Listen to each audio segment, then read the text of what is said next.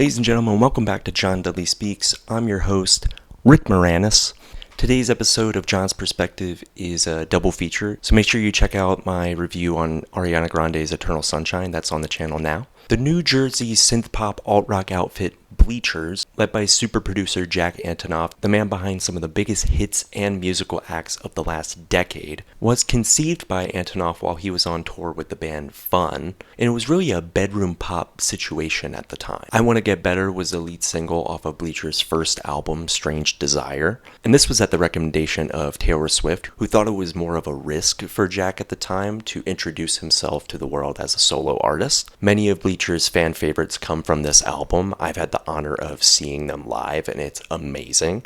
And it's a promising start to their career that mixes Antonoff's pop sensibilities with a wistful, reflective, Springsteen-esque influence. 2017's Gone Now leaned harder into this aesthetic, boasting heavier synth passages, leading to an exciting, if uneven, album. Really where I think Bleachers began to take shape in a way that was holistic, raw, authentic, and musically ambitious was 2021's Take the Sadness Out of Saturday Night, one of my favorite albums of the decade so far. This is where Antonoff was able to blend live histrionics with his bedroom pop roots, which makes for an organic listening experience that's easily among his best work in songwriting and production. And I'm happy to say on this 2024 self-titled album, Antonoff and co. slid back into this form with even more confidence than they had before.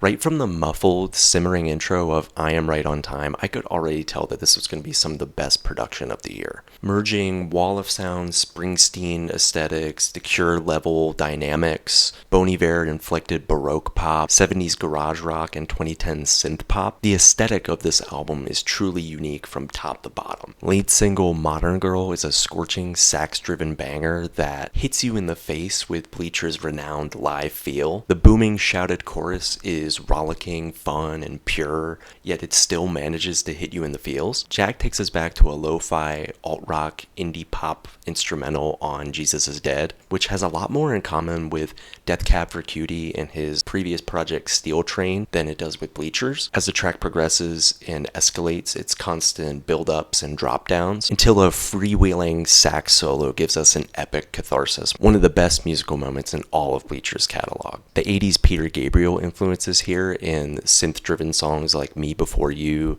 the Lana Del Rey featuring Alma Mater, and of course Tiny Moves, one of my personal favorites of the entire album. There's a hint of the 1975's atmospheric genre bending on tracks like Isimo and Self-Respect, as well as Call Me After Midnight, which sounds like it was taken from the most recent 1975 record, and that's fitting because this is Bleachers' first record on the Dirty Hit label. And the mixing on this album really works for me. The blending of collective choruses, spare isolated vocals, and resounding instrumental bombast is possibly their biggest feat yet as a band. Self-Respect and Ordinary Heaven in particular slide along the border of organic and synthetic in a way that's just incredibly intoxicating. Not all of it always hits, some ideas don't mesh together too well, but honestly, when the production is this immersive, it's hard not to feel like you're on a stroll down memory lane.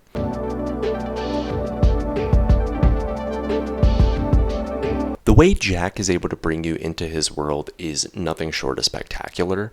I'll admit, I'm a sucker for Heartland rock and Springsteen, but when it's done with so much genuine care and respect for the style that it's inspired by, you really can't go wrong with it. Jesus is Dead paints a brilliant picture with Jack's descriptive lyricism, and the outward adoration of Tiny Moves is both vulnerable and carefree at the same time. It's amazing how simplistic his writing is, yet it still carries so much dramatic weight. He's able to merge the past, present, and future through universal themes such as loss and moving forward, especially on the brutally honest Woke Up Today. Although not everything here hits in an emotional way, there's a pointed bitterness that meets Jack's hopefulness in the middle, especially on tracks like Self-Respect, one that I found to be very poignant in its handling of these lyrical themes. But then conversely, We're Gonna Know Each Other Forever reaches a little further, entertaining a sensibility that artists like U2 used to indulge in.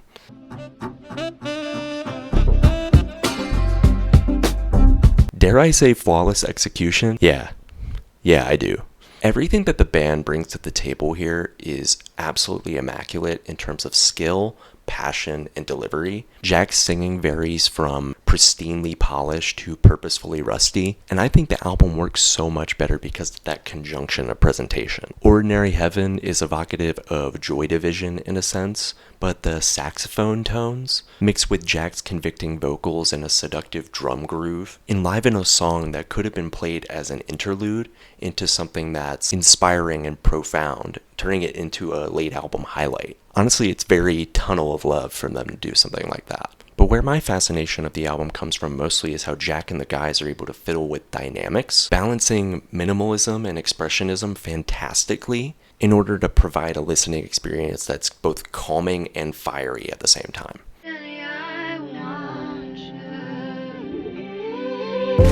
I love how Jack keeps this album front-loaded with the singles, because from that point in the album, you really don't know what kind of aesthetic you're going to get.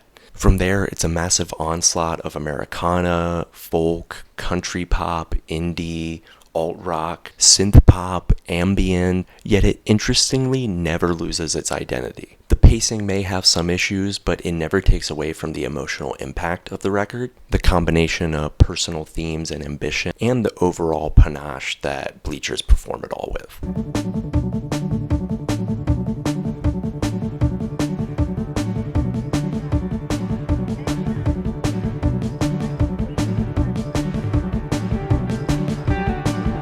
So yeah, this album is excellent. The best album from Bleachers so far, and honestly, I can't wait to see how these songs translate to a live audience. I just know that Jack is going to add so much more substance than what's already there. But that's just my perspective. I highly recommend you give this one a shot.